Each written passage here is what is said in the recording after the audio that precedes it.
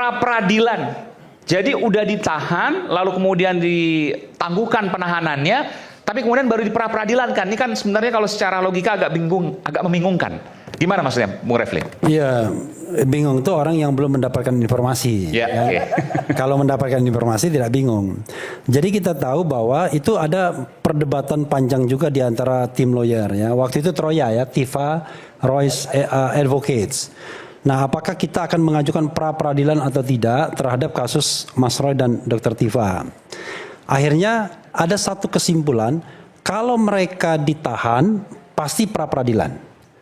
Jadi pada tanggal 19 Juni itu kita tahu bahwa ada upaya penangkapan, penahanan, bahkan penggeledahan sebelumnya yang kita katakan ilegal ya, harusnya dibatalkan. Ketika mereka kemudian ditangkap dan dibawa ke Polda Metro Jaya, kemudian tim masing-masing ini instinctively langsung kemudian mengajukan pra-peradilan. Jadi tim Dr. Tifa namanya TPDT mengajukan pra-peradilan, kemudian tim Mas Roy yang namanya Torham itu mengajukan pra-peradilan. Jadi waktu itu Troya itu jangkar ya. Nah, jadi mereka bergerak sendiri-sendiri. Ketika kemudian tidak jadi ditahan oleh kejaksaan, walaupun ditunggui oleh penyidik sampai sore, ya kan ditunggui sama penyidik. Kata penyidik, satu penyidik mengatakan kepada saya, Bang, ini akan dibalikin lagi, dititipkan ke rutan Polda Metro. Dari mana saya kira informasi? Saya bilang informasinya. Ya ada lah pokoknya. Jadi mereka tunggui, tetapi akhirnya kan kejaksaan tidak menahan setelah dilimpahkan pelimpahan. Nah, ketika tidak ditahan, maka Mas Roy dan Dr. Tifa ini membuat pertimbangan masing-masing yang memang dari awal kita sudah ketahui. Yang saya tahu nanti bisa ditambahkan oleh oleh lawyer Dr. Tifa. Kalau sudah tidak ditahan, ya dia cabut pra-peradilannya, langsung konsentrasi pada perkara pokok. Mas Roy ada pertimbangan lain. Pertimbangan lain Mas Roy itu adalah soal pembelajaran kepada publik.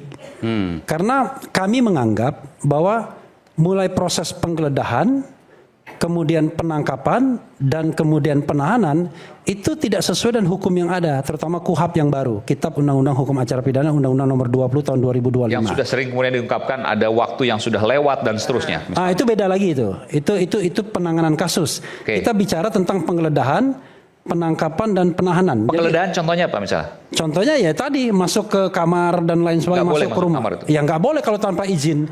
Harus ada penetapan ketua pengadilan, harus ada tata cara yang baik dan lain sebagainya. Kita punya ahli pidana, Mas Didit, yang akan kita hadirkan sebagai ahli nanti.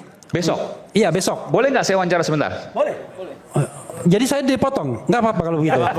Nggak, kalau atau mau lanjutkan? Boleh sedikit. Ya silakan. Oke. Boleh mikrofonnya saya Pak? Boleh diperkenalkan? Jadi besok akan bersaksi nih. Langsung. Berahli, sorry. Ya, berahli. besok saya jadi ahli, diminta. Jadi pra-peradilan memang saya sering sekali jadi ahli di pra-peradilan. Pak Didit Wijayanto Wijaya. Doktornya asli kalau ini. Ya. Jadi apa yang dipermasalahkan? Apa yang dianggap melanggar? Kalau dibilang apa yang dianggap melanggar itu banyak sekali. Satu. Sangat banyak, yaitu penggeledahan.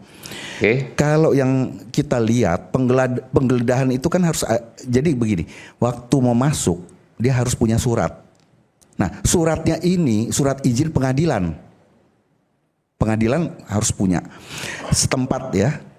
Nah, jadi setelah diperlihatkan, kalau penghuni rumah menolak, nggak mau bukain, panggil RT, RW, lingkungan setempat, kan dia memang harus minta saksi 2, baru dia boleh masuk, ya kan? Ya, kalau kemarin nggak ada RT RW. Tidak ada RT dan RW dan sedikit maaf nih Pak Didit ya. Dan ketika mereka datang itu mereka hanya menggelandang satpam. Jadi ngajak satpam, saya petugas, saya polisi. Satu satpam, kemudian tidak ada RT RW dan saya sudah konfirmasi sore harinya. Kebetulan karena sore harinya saya waktu itu masih di Rumah Sakit Kramat Jati. Istri saya sudah konfirmasi dan ada chat WA-nya. Itu besok juga kalau diperlukan bisa kita tampilkan sebagai bukti. Sore itu tidak ada izin ke RT RW setempat. Dan itu sudah pelanggaran luar biasa. Dan mereka memaksa masuk, bukan yang maksa masuk. Mas Aiman. Mereka memaksa untuk langsung cari sampai ke kamar tidur. Jadi mereka tuh masuk kamar tidur. Ada videonya di kamar tidur. Jadi mereka masuk di kamar tidur waktu itu ada Mas Roy dan istri. Saya di kamar kerja, istri saya habis subuhan, saya kemudian tertidur di kamar kerja. Oh, subuh, jadi saya terlewatkan. Ya, terlewatkan dan saya teriak, saya bangun karena apa? Saya karena istri saya teriak dari kamar tidur. Saya langsung ke situ dan mereka tuh sudah masuk. Nggak sopan banget mereka itu.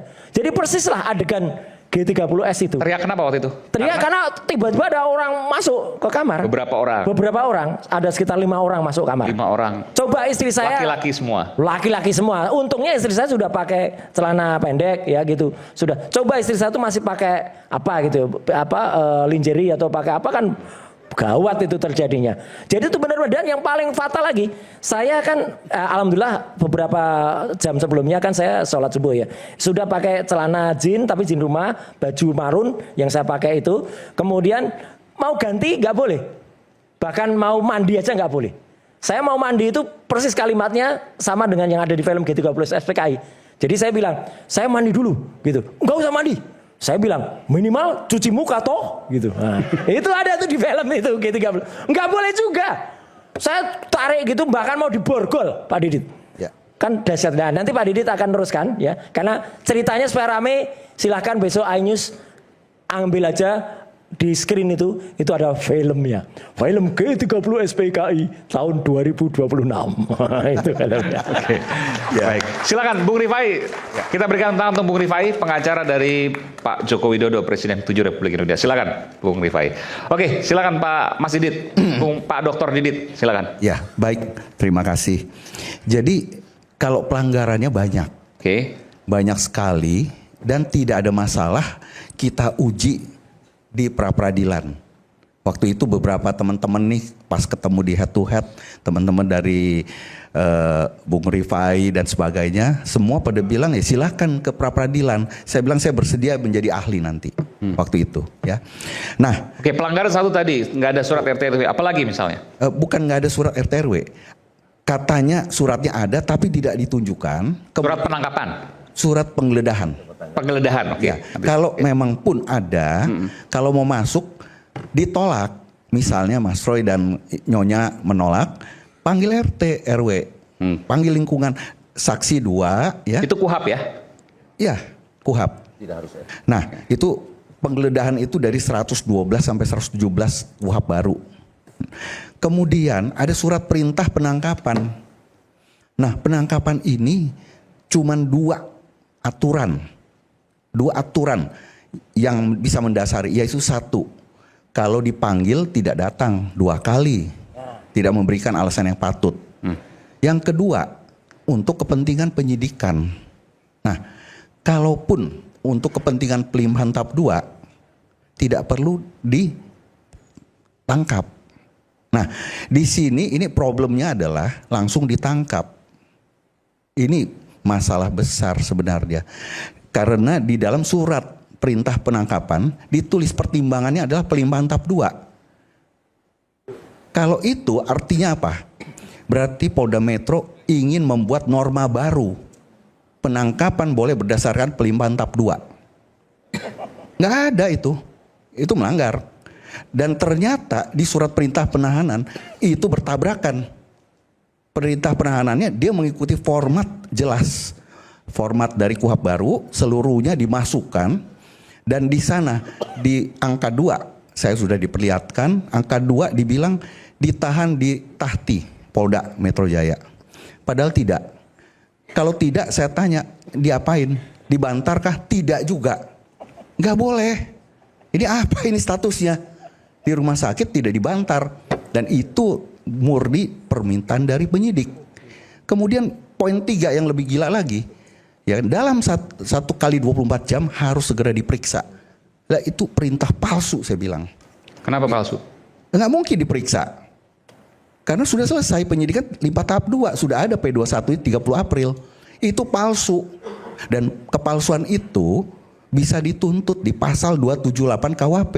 Tadi saya juga mendengar dari tim. Ya. Dan itu ancamannya 9 tahun. Kalau dilakukan oleh aparat penegak hukum.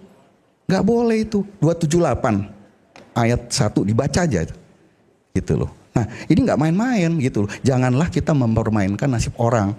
Saya nggak bicara soal, saya nggak tahu ya ijazah Pak Jokowi asli atau palsu, saya nggak tahu.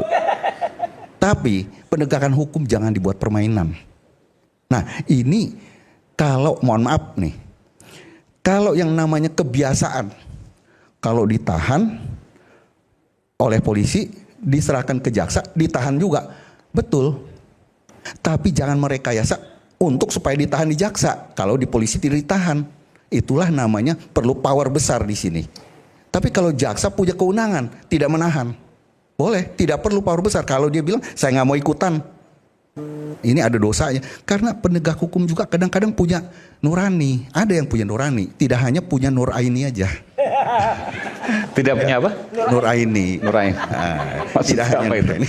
Ya, jadi kita nggak perlu berpikir bahwa kalau nggak ditahan berarti harus ada power, ada gimana.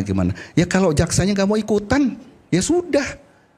Dia nggak mau ikutan. Jadi kalau saya lihat ada beberapa orang bilang ini gugatan, ini permohonan pra peradilan, bukan gugatan. Oke. Ya demikian ya. Masih. Potong habis soal itu, oke. Ya. Bentar. Saya kan belum selesai tadi. Enggak ditanya lagi saya. Nanti saya berikan salah. Tapi ini karena ada sedikit soal teknis, Ya. soal apa namanya acara ya. Ya. Terima Jadi kasih counter dulu. Pak Ahli. Jadi kalau kita berbicara penangkapan, ini kan penangkapan, Ya. bukan pemanggilan untuk diperiksa. Penangkapan itu di pasal 17 jelas dikatakan hanya 2 alat bukti. Itu KUHP lama. Saya berbicara KUHP lama ya.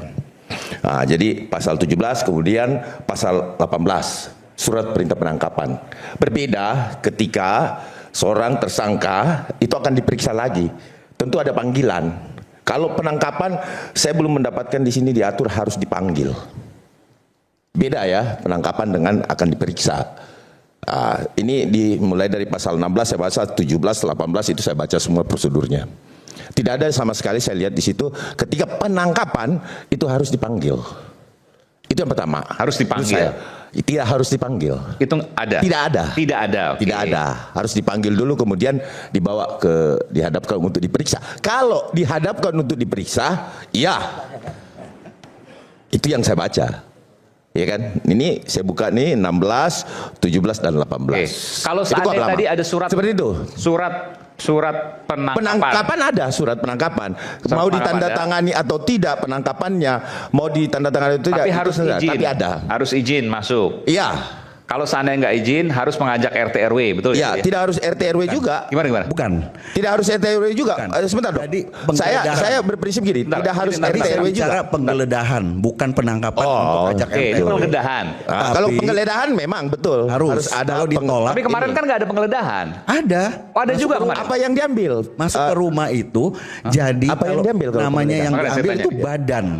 Oke. Nah, kemarin tuh ada penggeledahan juga, bukan sekedar penangkapan. Jadi begini, menggeledahnya itu jangan berpikir bahwa harus digeledah dibuka-buka begitu, bukan. Oke. Jadi penggeledahan itu begitu orang masuk ke dalam rumah, ke dalam mobil, ke dalam milik kita, Iya. itu harus surat perintah penggeledahan. Bukan, pertanyaan saya begini, kemarin apakah ke penyidik, petugas itu ke rumahnya Mas Roy Suryo itu melakukan penggeledahan untuk penangkapan? Bukan. Jadi sebelum dia kalau Mas Roy itu ada di dalam rumah, itu namanya penggeledahan dulu.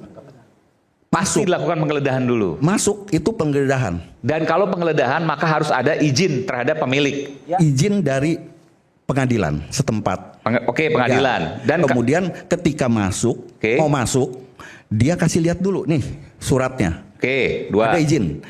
Nah, dia membawa 2 saksi. Tapi kalau Mas Roy menolak, Oke. dia harus panggil RT RW. Oke, dari kemarin itu yang mana yang terjadi di antara 3 ini? Apakah ada surat dari pengadilan?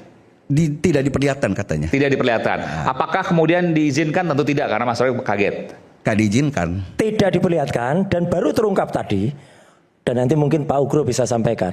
Surat dari pengadilan itu sudah obsolete. Itu sudah surat tahun lalu. Oke. Pada tanggal 13 November tahun lalu.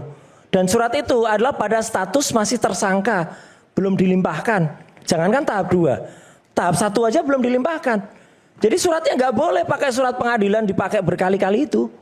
Mas. Jadi ini memang pelanggarannya banyak banget. Oke. Ya, itu. Jadi memang betul. Coba Pak Didi terusin. Tapi yang penangkapan tadi sedikit tadi saya agak jadi bingung. Kalau penangkapan harus dipanggil dulu, nggak ada. Oke, enggak, kita sama balik. Jadi ada penggeledahan karena kemudian melakukan penangkapan tapi masuk ke dalam rumah maka penggeledahan. Kalau penggeledahan tadi ada 3 yang harus dilakukan. Iya. Pertama surat dari pengadilan, Saya rasa- izin, kalau nggak ada kemudian RT RW. Iya, saya rasa tidak mungkin Polda Metro itu masuk loncat langsung, kan pasti ada menemani dia kan tentunya. Tadi disebutkan Mas Roy ada sapam, Iya. ya kan? Tentu ada yang mengikuti. Terus ada yang membuka pintu dari dalam pastinya gitu kan, Mas Roy kan? Kalau nggak tahu kalau dia loncat atau seperti apa kan? Ya, kalau lihat di CCTV itu memang tidak digembok pintu itu. Jadi dia buka. Dia buka sendiri. Iya, Masuk. masuk. Oh gitu. Karena ada CCTV-nya. Kemudian nekan tombol bel itu berulang kali panjang. Dan satpam itu tidak masuk. Satpam itu sopan. Dia ada di luar. Nggak naik ke atas. Yang sangat tidak sopan tuh 5 orang itu yang dipimpin oleh Ibtu R itu. Naik tiba-tiba langsung naik ke kamar tidur. Menggelandang ART saya. Terus dia tanya, mana kamarnya mana? Mana kamarnya mana? Gitu ya, ART saya takut lah. Digitukan. Masuk langsung kamar, melewatin saya, kemudian masuk langsung ke kamar tidur. Dan lagi-lagi Mas Ade, penangkapan itu kan ada syaratnya. Penangkapannya karena apa? Karena saya ngerampok, karena saya teroris atau apa? Jadi waktu ditanya ini karena apa? Karena mengulangi perbuatan. Perbuatan yang mana? Saya bilang gitu. Nggak ada, nggak bisa jawab. Udah nanti terangkan aja di kantor polisi. Dan ini fatalnya lagi. Saat itu saya langsung telepon salah satu lawyer saya. Saya minta bicara dulu dengan lawyer. Nggak mau dia bicara dengan lawyer. Enggak, nanti aja di kantor. Ini pelanggaran banget ini. Saya tidak diberi hak untuk bicara dengan lawyer. Kemudian mereka nggak mau bicara dengan lawyer. Kemudian mereka tidak nunggu saya untuk ganti. Nunggu saya cuci muka juga enggak. Jadi banyak banget. Maka tadi terungkap semua. Nanti adalah nanti tambahan mungkin dari Bang Gafur atau dari Bang Refli. Bahwa mereka ternyata menggunakan kuhab yang salah. Kuhabnya salah yang dipakai. Jadi nggak kompak antara penyidik dan bitkumnya itu nggak kompak. Bitkumnya yakin betul mereka ini pakai kuhab ini. Ternyata penyidiknya dilihat pakainya kuhab ini. Bingung mereka. Makanya mereka minta waktu perpanjangan. Gitu. Yang harusnya sidang jam 5 tadi, mereka minta perpanjangan sampai 6:30 malam. Dan baru mulai jam 7 ini tadi. Jadi boncos lah. Kalau jujur, sekali lagi ya rakyat Indonesia. Kalau hakimnya jujur, kalau sidangnya jujur, nggak mungkin pra peradilan kami kalah. Itu kalau jujur. Saya rasa ini kan prosesnya sudah rapid, ya kan? Nah tentu kepolisian juga memiliki bukti, ya kan? Nah nanti sisa diadu kan di rapid. Artinya kalau mendengar cerita Mas Roy itu sepihak, ya, karena saya juga tidak hadir di situ. Tetapi yang saya jelaskan adalah penangkapan. Ya, Mas gak hadir. Penangkapan. Mas gak punya legal standing apapun. Penangkapan itu tidak penting, tidak ada diatur di dalam KUHAP bahwa harus dipanggil dulu. Kalau penangkapan ya, ini bicara penangkapan. Seperti itu yang saya baca. Oke, baik, kita kembali saat lagi tetaplah bersama kami di Rakyat Bersuara. Oke. Nanti saya mau lihat.